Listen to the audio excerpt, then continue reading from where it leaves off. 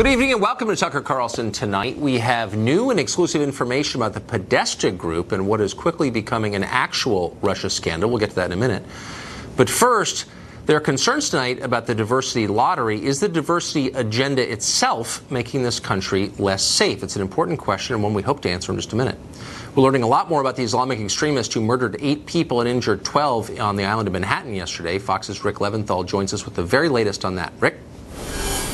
And Tucker, plenty of new information on the suspect in this case because of the charging documents and the U.S. Attorney's Office, which brought the man, Sayfullo Saipov, into federal court late this afternoon.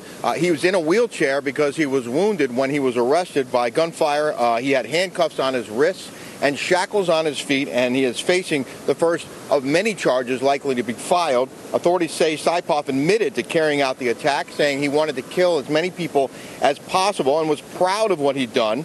They say he was inspired by ISIS, that he had dozens of ISIS videos in his cell phone along with other propaganda and notes in his vehicle professing loyalty to the Islamic State, saying that he told investigators that he wanted to fly an ISIS flag in his hospital room after he was captured, and also had considered putting ISIS flags on the pickup truck that he rented from Home Depot, which, by the way, was hauled away from the scene here late this afternoon on an NYPD flatbed tow truck. Saipov could face the death penalty in this case because of the federal murder charges likely to be filed in connection with the terrorism charges against him, but the U.S. Attorney hasn't yet said, Tucker, if he will in fact seek the death penalty in this case. For the moment, they are scouring this man's cell phones, his internet history, and all of his associations with friends and relatives over the past weeks and months to try and determine if anyone else knew anything about this plot and if any of his associates might be planning plots of their own. Tucker? Rick Leventhal in New York. Thanks, Rick. Yesterday, Sayfullo Saipov rammed a rented truck into more than 20 New Yorkers, screaming Allahu Akbar. 8 people were murdered, and the country is once again asking why. But the answer this time is obvious. Those 8 people are martyrs to a diversity cult worshipped by a ruling class. Saipov was an Islamic radical from Uzbekistan who worked as an Uber driver. He wasn't a physician or an exceptional scientific mind or a business magnate. He was doing a job literally anybody could do in a country where we have, to this day, a severe shortage of low-skilled jobs for the poor in our working class. Why was this man even in our country? Well, he was here because this country's leaders have decided that diversity, in and of itself, is of greater importance than the well-being of this country's people. That's literally true. Saipov was admitted to the U.S. under the so-called diversity lottery, something you've likely never even heard of until today. The diversity lottery was created a long time ago, back in 1990. It offers immigration visas to 50,000 people every year.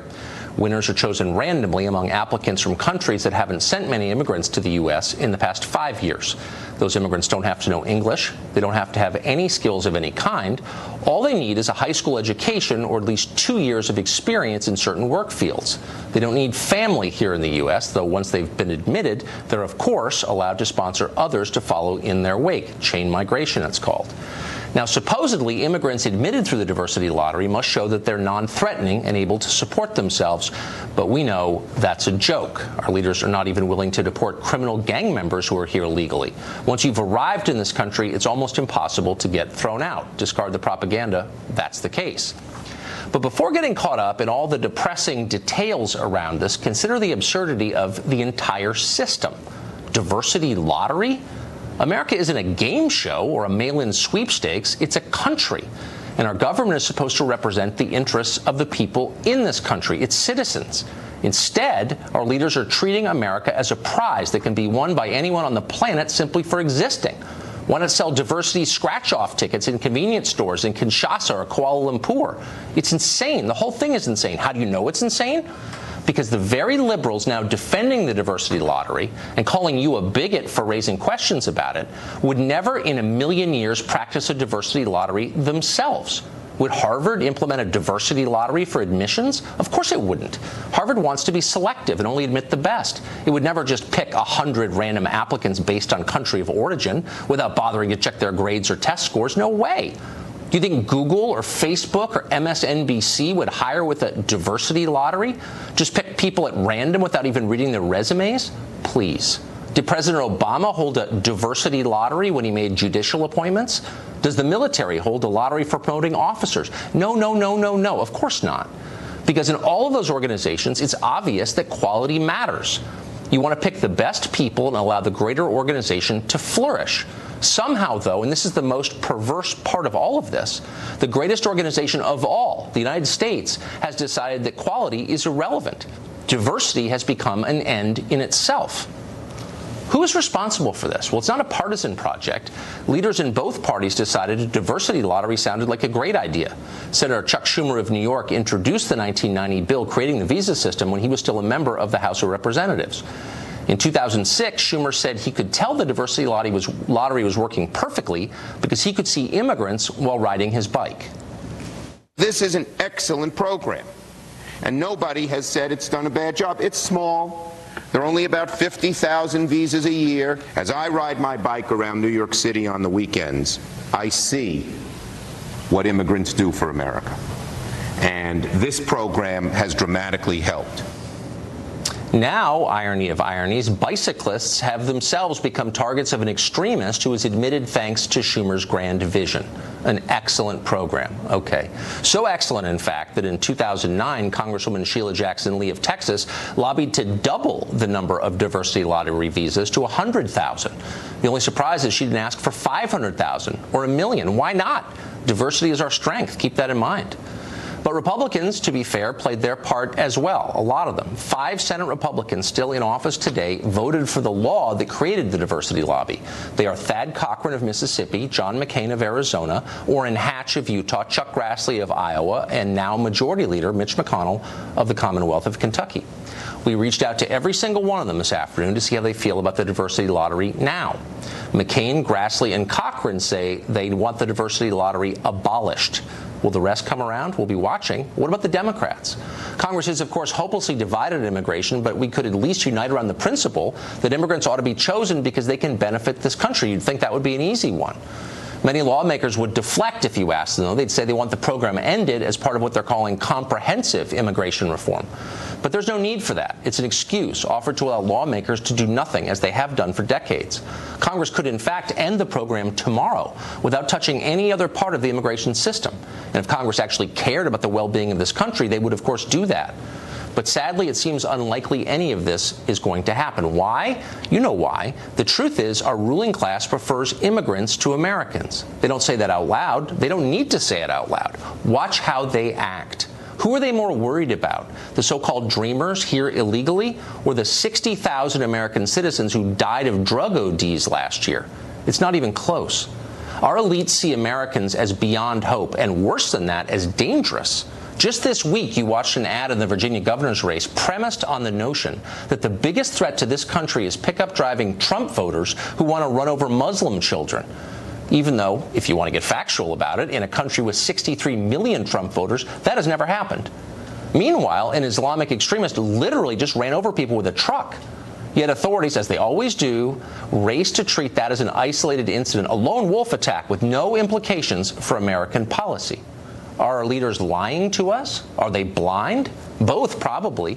Diversity is their religion, and in their own way, they're religious extremists.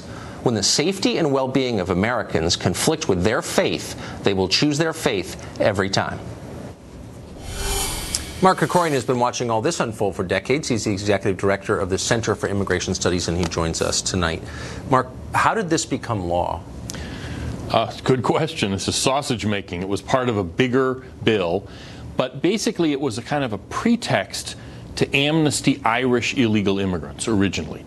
Because this was, remember, there was a big Reagan amnesty in 1986. Very well. The Irish illegal immigrants didn't qualify because they hadn't been here long enough. So they cooked up some way. Schumer was part of it. Kennedy, Al D'Amato, who was senator from New York at that time, cooked up this idea of diversity as a pretext for amnestying Irish illegals. And then it morphed into this program that is now a kind of affirmative action almost for immigrants from other countries who can't get in otherwise, as you explained. But I mean, our whole immigration system is not so different, actually. I mean, we don't with some visa exceptions, but we don't screen for skills in the way that most countries do already. Yeah, I mean, the large majority of immigrants, something like 2/3, are only brought in because of their family connections. And frankly, half of the rest come in because they're related to people who are skilled or something like that. So that skills really play a very small role. And in this visa lottery, literally, it's almost anybody in the world. And even you would mention that you have to have a high school diploma, for instance. But really, what does it take to get a high school diploma in Uzbekistan? I'm not criticizing the schools. I'm talking about you can go around the corner and buy a high school diploma. You can buy one here. So in these many years, in the 27 years this has been law, has nobody said, wait a second, this is the greatest country on earth. Everyone wants to come here.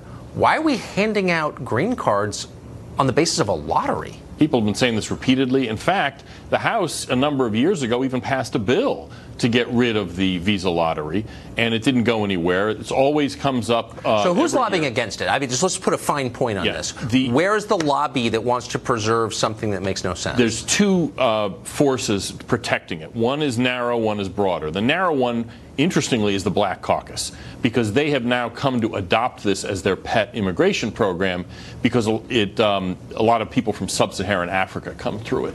And so that's the kind of narrow issue. The broader issue Let me just say, has any policy, any single policy in modern America hurt Africans more than our immigration? No, it's a good question. And in fact, even African immigration is actually a problem for Black Americans. Look at the numbers, exactly. Sorry, what was the second? Yeah, but more broadly is basically our whole political class, because the idea seems to be that immigration must never go down and must always go up. And so anything that would cause immigration to go down or cast it in any kind of questionable light has to be resisted no matter what. So that when, for instance, the Gang of Eight bill did in fact get rid of the visa lottery, but it doubled legal immigration. Of course. It doubled guest workers. It amnestied millions of illegal immigrants. So, I mean, that's not any kind of price to pay. There's no reason they couldn't just get rid of it tomorrow. And there's been a lot of lying about that exact subject today, so thank you for setting the record straight. Mark, good to see you. Leslie Marshall is a radio show host out on the West Coast, and she joins us tonight. Leslie, thanks for coming on. So, thank you for having me. The left loves the diversity lottery, I think just because of the name. I'm not sure if they're aware of what it is. But now that you do know what it is this how you staff your own show, your radio show? Do you hire people at random based on national origin?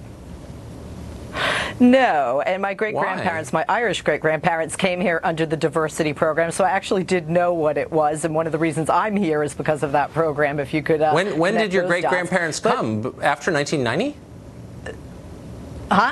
My great-grandparents came after 1990. On my Irish side, yes, my grandparents, I'm sorry, did I say great? Yeah.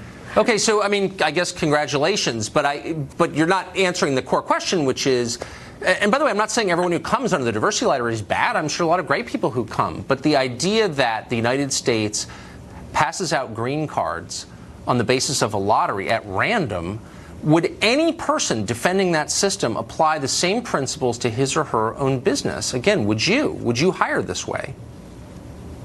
Well, no, but a business is not a nation, and that's very different, especially a nation this size. And as I think you know, Tucker, I am one of the Democrats like Chuck Schumer, who was originally a part of this, and others like the Gang of Eight, who say it's about time that we get rid of it because it is irrelevant. You just heard the reason that it was implemented in this country originally, and we don't need it now. We are a very diverse nation. Well, Regarding it's not. Hold on, it's not actually irrelevant. We just had a terror attack last night committed by someone who was admitted under this program. So it's very relevant, actually, and the country's suffering as a result of it. So it's still very much hurting America. But I just wonder why we shouldn't, with every immigrant under any immigration program, ask first and foremost, how are you going to add to the sum total of this country? Why would we let you in? Prove that we should let you in. I don't understand why we don't ask that. Every other country asks that.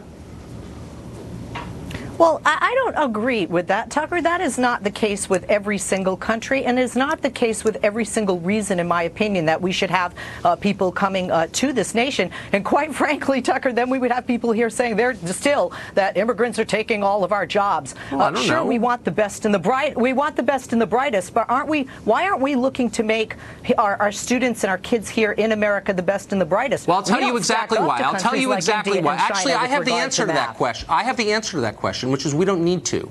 We don't need to spend any time thinking about how to fix inner-city schools or any schools. We don't care that 60,000 people died last year of drug ODs because we can just import new people willing to work for less, grateful to be here. Immigrants have removed any incentive for the American ruling class to care about its own people. Don't you see that? No, I would say quite the opposite. I would say maybe perhaps it raises the bar when you go into a classroom at MIT, for example, and say, how come we're importing so many students? How come other countries like China and India have math scores that are just off the charts compared to our own children here in the United States? And because that's not just in the public school system, in private schools as well. Boy, I don't think, with respect, Tucker, I don't think it's about a culture. I don't think that you've thought this. I don't think you thought this through. Schools are eager to get foreign students because they pay full tuition, as you know. And the truth is, every one of those spots could be occupied by an American student. These are schools that take billions in federal funds every year, but it's not. It's occupied by a foreigner. And my only point is, shouldn't the U.S. government act on behalf of its own people first? It's a simple question. Do you agree with that? I don't think that they should just be looking at, who is the best for America regarding academia and career in the workplace. There are other areas where we could have better. For example, here in California, we have so many lower entry jobs in agriculture that go unfilled, as you know, Tucker, because there are Americans that don't want to do it or overqualified to do it here in California. So I just wondered, does it occur to you that people will take a job if it pays enough? Does anyone on the left care about wages anymore? What people actually work? How much working people make? Is that a concern at all? It is a concern. Thank you for making me the spokesperson for all of those on the left, but I know I like to make a good amount of money, and I think that most people do here on the left. But somebody, by the way, somebody who's picking the lettuce that goes into our salad, Tucker, is not making the salary that somebody who graduates from college because they can hire immigrants who will work for less. That's the point. It's undercutting the wages of Americans. I'm really hoping to educate you, Lizzie. Thank you for coming on. Well, thank you for the lesson, Tucker. The state of New York may have put its own citizens at risk simply to avoid being called bigoted. We'll explain how that happened next.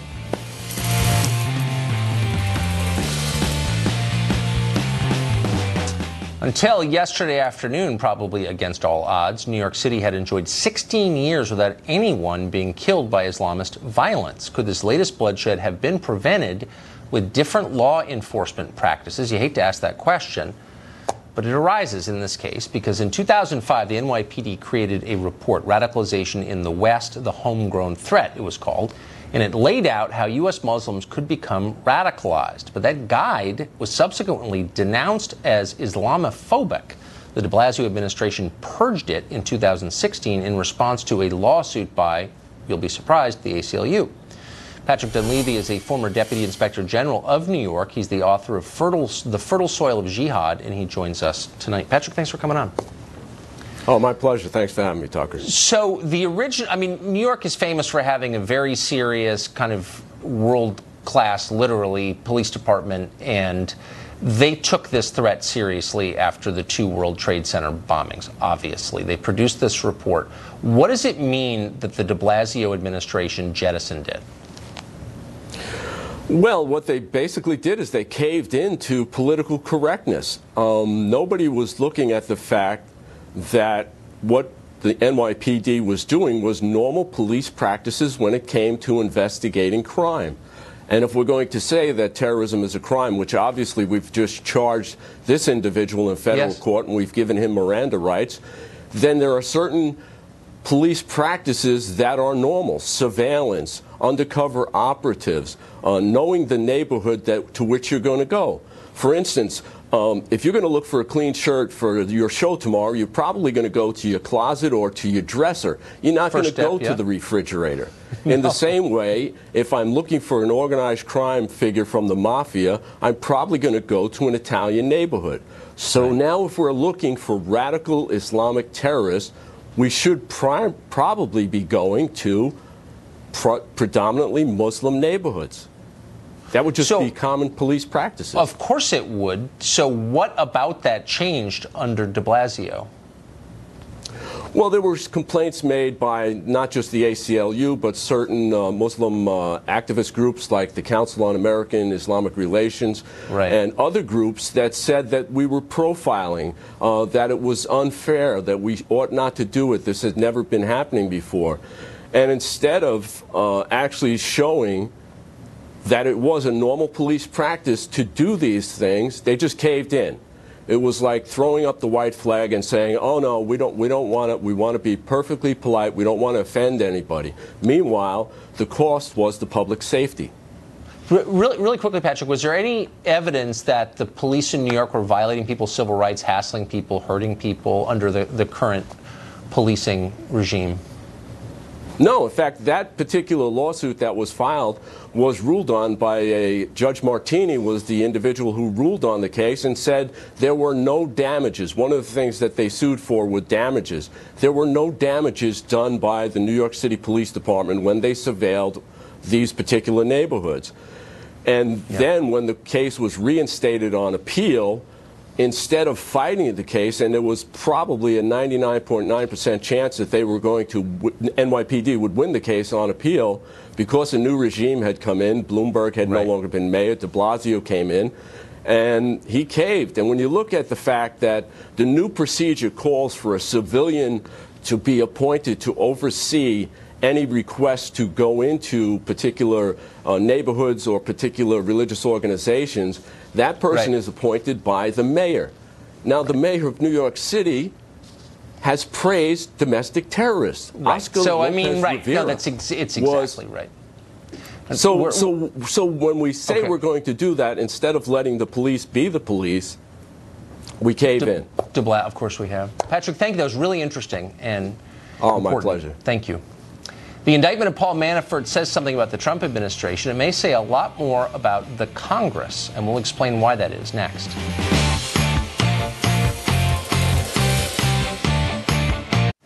America, we've been told for the last year, is besieged by shadowy foreign actors seeking to undermine American interests. Now, the people making that claim, you may have noticed, are doing it for partisan reasons, but that doesn't mean they're entirely wrong. In fact, it turns out they might be more right than they know. And the real problem has very little to do with the last presidential election. Washington is indeed awash in foreign money. Other countries pay lobbyists to do their bidding here. We got a window into how all of this works in Monday's indictment of Paul Manafort. Now, according to federal investigators, Manafort took money from pro-Russia political figures in Ukraine and funneled that cash through lobbyists in D.C. One of the lobbying firms Manafort hired is called the Podesta Group. Its founders, Tony and John Podesta, are probably the single best connected Democrats in Washington, in part because they're among Bill and Hillary Clinton's oldest and closest friends. What exactly did the Podesta Group do with all the money they got from Paul Manafort, who got it from the Ukrainians? Well, according to the federal indictment, Tony Podesta, quote, lobbied multiple members of Congress and their staffs about Ukraine sanctions, the validity of Ukraine elections, and the propriety of Ukrainian President Viktor Yanukovych imprisoning his presidential rival, end quote. Now, did you catch the key phrase in there? It was members of Congress. The Ukrainians were not paying to influence a presidential campaign. They were paying to sway the Congress, the body that makes this country's laws. According to a confidential source we talked to, the Podesta Group consistently arranged meetings between American lawmakers and pro-Russian agents. Our source says Podesta set up several meetings between pro-Russian Ukrainians and then Senate Foreign Relations Committee Chairman Bob Menendez of New Jersey. Probably not too surprising, Menendez, you'll recall, is currently on trial for bribery. We reached out to his office this afternoon for comment and got this from Tricia Enright, his communications director, quote, when Tucker Carlson acts like a real journalist and not a puppet for the alt-right conspiracy theorists, we will be happy to work with him. Menendez probably has nothing to lose at this point. But all of it does raise an interesting question. Which other lawmakers in Washington were meeting with and perhaps doing the bidding of agents of a rival hostile government? Well, the frustrating, indeed the infuriating answer is we don't know. Lobbyists are required by law to disclose which foreign governments they're working for. Members of Congress have exempted themselves from that disclosure requirement. They can meet with all the foreign agents they want. They can change U.S. law and policy based on those meetings, and they never have to reveal any of it to the public. And that's exactly what they do. It happens every single day here, and it's all in secret. Other governments influence American policy all the time in big ways and small, and you don't have the right to know about any of it. Looking for a foreign influence scandal? We've got one for you, and it's extensive. Take the Podesta Group. According to federal documents, the Podesta Group didn't just work for the Ukrainians.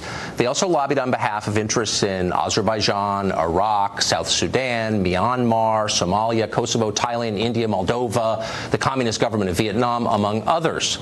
According to our sources from inside the company, they were also unofficially lobbying for the Sultan of Brunei, an Islamic autocrat accused of numerous human rights abuses. In each case, presumably, the Podesta Group made the case for those countries in front of American members of Congress and their staffs. Which members did they talk to? What did they get in return? We don't know. Because as we said, Congress won't tell us. They don't have to. They make the laws. We do know the scale of foreign lobbying in Washington is breathtaking. In 2013, that's the last year for which we have numbers, the top 10 highest spending countries spent about $70 million lobbying D.C., and that's just the spending that was actually made public. Around the world, foreign interests know the fastest way to get things done in Washington is to pay for it, and boy, do they pay for it. Just counting Russia and other post-Soviet states, at least 440 clients have high representation here in Washington, lobbyists. Of course, that figure does not include entities that fail to register, and some of the most powerful ones don't and never have registered. Nor do these numbers include the de facto lobbying that takes place via informal networks. That might be the most common. It's certainly the most insidious kind of lobbying there is. For example, between 1999 and 2014, the Clinton Foundation received more than $10 million from Ukrainian sources. Is there anyone who's going to claim with a straight face there was no political intent behind that money? The Ukrainians are suddenly committed to fighting cholera and childhood obesity? Spare us. There's a lot more to the story, more than we realize, but here is the bottom line. Hostile nations are, in fact, attacking our democracy. They're doing it with the help of our own Congress. It is time for members of Congress to come clean and tell us exactly what's going on.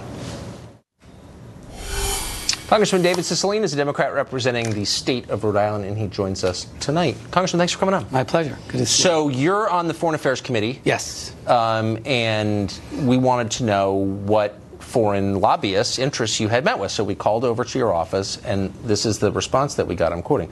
I'm sure he's met with folks who registered under FARA, as well as ambassadors, government officials, and heads of state, but they had no details. Why shouldn't citizens be able to know who a member of the Foreign Affairs Committee is meeting with from a foreign country? Yeah, no, I think it's a great question. I mean, we have a number of meetings as a member of the Foreign Affairs Committee. Sometimes it's heads of state, sometimes it's an ambassador, or obviously are lobbying for the country, but those are government officials.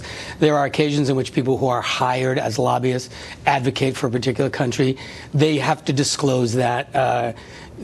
Someone wouldn't get an appointment if they just said, I want to talk to you about Uzbekistan or Pakistan without. So they have to disclose that, and they're required, of course, under law to register, to disclose what they're paid, et cetera, under FARA. So I think that's really important. But I guess I would make 2 points. One, many of them don't register, as you know. Well, they should. And anyone who, and if they don't, I mean, I actually have a piece of legislation, it's a bipartisan bill with Matt Gaetz to actually strengthen the Foreign Registration Act to allow for, more tools to do investigations. So I think we have to make sure that law is strong.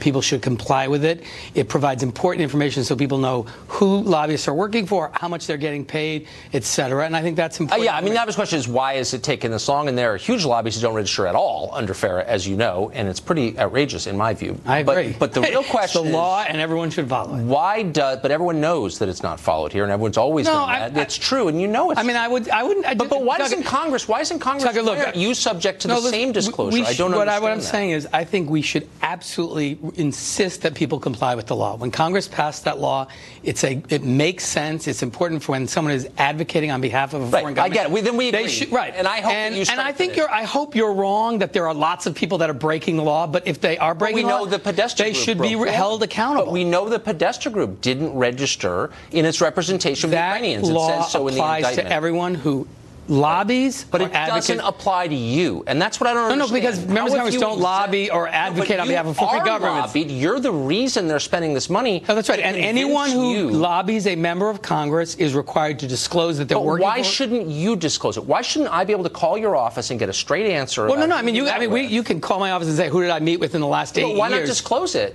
I mean, because what they're doing is foreign governments are spending money to influence Tucker, no one's making a secret of it. What I'm saying to you, that's not true. No, is not true. No one keeps a record of it because people come into your office. Lobbyists have to keep records. That's why right. Shouldn't, They why should. Shouldn't you have to keep a record? No, I don't have any objection to that. I mean, we don't do it as a matter of practice to keep a record because of you don't want to. Of course, you don't want to be held accountable. No, it's not a question of mental health. I'm happy to be held accountable. I'm a member of the Foreign Affairs Committee. People come to meet with me who are heads of state, that are ambassadors, that people who are advocating on behalf of a foreign government. I meet with them. They make their case. But why shouldn't I be allowed to know that? No, absolutely. No, I have no objection to knowing that. But don't say that anyone's trying to keep any secret. Well, of course you are, or else you would mandate it. No, of course. No, it's not mandated. I know it's not, and that's why most people don't admit who they meet with. No, I think most members of the Foreign Affairs Committee would admit that they meet. Then why not just? It's really simple. Pass a law. Just pass a law tomorrow, and you should advocate for it and say members of Congress who meet with foreign agents ought to keep a list, and they ought to reveal that list to the public. That's a terrific idea. Good. I think that's a terrific idea. Did you ever meet with anyone from the Podesta group?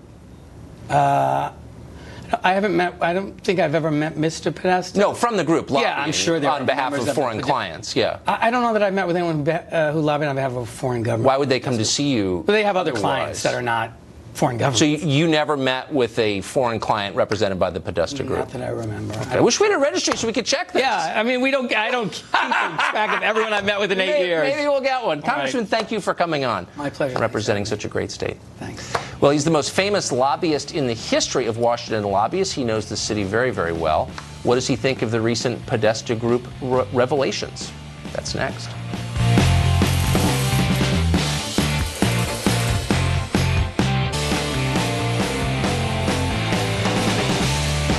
If anyone knows the truth about how Washington actually works, it's Jack Abramoff. He is famously a former lobbyist who was convicted in the last great lobbying scandal about a decade ago.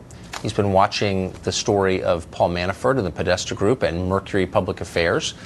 And we asked him to come on to give us some perspective on all of that. Jack, it's great to see you. Thanks, Tucker. So one of the charges against Paul Manafort is that he lobbied on behalf of a foreign government and didn't register as a foreign lobbyist. Apparently, the Podesta Group did exactly the same thing in its representation of these Ukrainian politicians. Is that common? Well, it's certainly more common than it should be, and I think it goes on a lot in Washington. I saw it when I was a lobbyist. I think, frankly, virtually every firm has moments where they touch up against FARA. The problem is because FARA was created so long ago, yes. In the lobbying community, they think it applies to Nazis, that it was created for the Nazis who were... Well, actually, I think it is, but they think it's still applied only to the Nazis, yes. And the problem, of course, is that it's not. It's applied to everyone. And in fact, FARA is the strictest lobbying law in the land, and by not keeping this law, and by the way, not seeing people go to jail for not keeping this law, right. Lobbyists feel they can just get away with whatever they want. That certainly seems to be the view in Washington among people I know. How do people get around it? Well, a lot of them get around it the same way that they get around not lobbying, not registering as a lobbyist to begin with, by pretending they're not lobbyists. They say they're public affairs people and things like that. Now, that does not actually take you out of FARA. That may take you out of some of the Lobbying Disclosure Act rules, right. But not FARA. And they get around it by creating other structures. For example, they'll create a non-profit structure and have the foreign government fund it indirectly, or the foreign political party fund it indirectly, so they feel that they're not lobbying for the foreign government. But I don't believe that's the approach of the law. The law is if you're benefiting that government and are receiving funds anywhere down the chain from that government or from their agents, you have to register. So in the wake of the scandal you were caught up in, I think it was about 10 years ago, seems like yesterday, there was all this talk about how Washington was going to get cleaned up and lobbying was never going to be the same, and you've been back for several years now. Is it your impression that Washington is cleaner than it was? No. I think Washington basically is the same swamp it used to be, but they rearranged the alligators and the lily pads. I think what happens is this. There's a big scandal, like my scandal, or like perhaps the Manafort scandal that we're now looking at, or the Podesta scandal. And all of a sudden, people stop behaving badly, so to speak, for a little while. In the same way, if you're driving down the road and you see a traffic accident, you see bodies strewn all over the pavement there, and people bleeding, you'll drive very nicely for the next mile or so. But then you'll speed up again and go right back to your bad habits. And that's Washington. So as you look around, do you think influence peddling is as common as it was? Absolutely. It is not only common, they're profiting more, the lobbyists and special interests, from influence peddling. That's not my imagination. People seem much richer in Washington than when I came here in 1985. Do you think that's true? I think that's true as well. I came here in 1981, and it seems to be that the town gets wealthier and wealthier. In fact, they say that 4 of the 5 top richest counties in the world, or in the country rather, are attached to Washington, D.C. Is that because we make innovative products the world wants to buy? Absolutely. Oh, just kidding. Jack Abramoff, one of the few people in Washington ever to learn something from life. It's great to see you. Thanks, Tucker. Instead of talking about fighting terror, NBC News appears more concerned with Islamophobia. We'll tell you how that manifested itself next.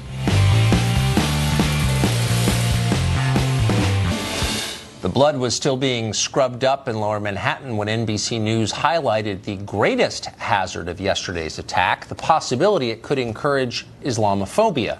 Quote, Muslim Americans again brace for backlash after New York attack, the headline warned. Left unasked is why exactly they seem to keep bracing for a backlash. Mark Stein is a writer and a columnist, and we are always proud to have him here. Mark, so was that your first reaction to yesterday's attack? Well, Tucker, 12 years ago after the London tube attacks, the Australian columnist Tim Blair, a commenter at his website, did a note-perfect parody of a Western newspaper headline, and it was British Muslims fear recriminations for tomorrow's train bombing. And I thought that was pretty funny. And I quoted it in my book, and I've quoted it on stages and TV networks and radio studios all over the planet in hopes that people would stop retreating to what is actually not just absurd, but actually grossly offensive.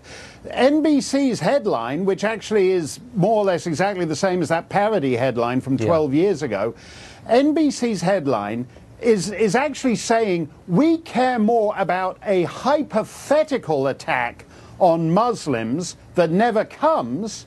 We care more about that than, say, for example, the 5 dead Argentines being scraped off the pavement in lower Manhattan. And that is actually a narcissistic and decadent intrusion upon the real news story. But doesn't it accurately reflect how they feel? Indeed, so many of the people in their position maneuvering the levers of power in our country feel. I mean, that's real. That's actually their view, isn't it?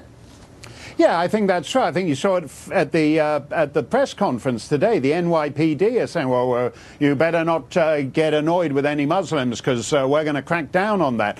You saw it in Governor Cuomo's initial remarks assuring us that this is a lone wolf, nothing to see here. I actually think it's getting worse. I used to joke a few years ago that Allahu Akbar was Arabic for nothing to see here. I think it's actually evolved now. Allahu Akbar is Arabic for nothing can be done. The governor of New York State, the mayor of London, the prime minister of France, all basically tell these people, tell their citizens, you got to get used to being blown up, run over. If you go to a pop concert, you go to a restaurant, you stroll down the sidewalk, you bicycle down the bike path, a certain number of you aren't going to be coming home again. Tough. Allahu Akbar is Arabic for nothing can be done. So what they're really saying is that feeling virtuous about diversity is more important than your safety. Absolutely, and we know it's rubbish. I mean, I don't know where they're having dinner tonight, but let's say Cuomo and de Blasio, whatever restaurant you're in, if you walked in and yelled Allahu Akbar, they'd dive under the table like everybody else. If you were to walk in, if you walked in and yelled Jesus Christ is my Lord and Savior, they'd say, oh my God, who let that ghastly evangelical Christian in the door? Have the maitre d' take him out. It's appalling.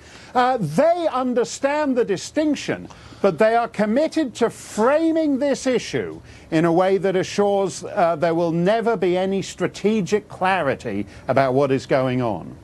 Next time I'm in a restaurant with Andrew Cuomo, I can promise you I'm going to scream that exact thing. And when arrested, I'm going to blame you. Thank you, Mark Stein. It's a good test. It's the best. Great to see you. Well, an old foe of this program attacked us today, so we're ready to issue a challenge in response. Will he accept? It's coming up after the break.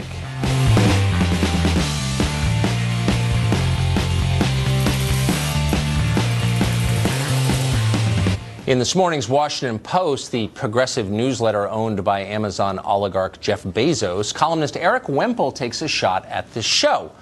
I won't bore you with the topic of his piece. Like most Wemple editorials, it was poorly written and dumb, but at least it was consistent. Wemple's been going after this show pretty much since the day we launched almost a year ago. In February, we had him on the show, mostly so that we could meet one of our most fixated critics. How did it go? Well, this picture sums it up more precisely than any video we could play you, but the entire interview is on our Facebook page for those of you who enjoy that sort of thing. Wemple apparently never got over it, hence his column this morning.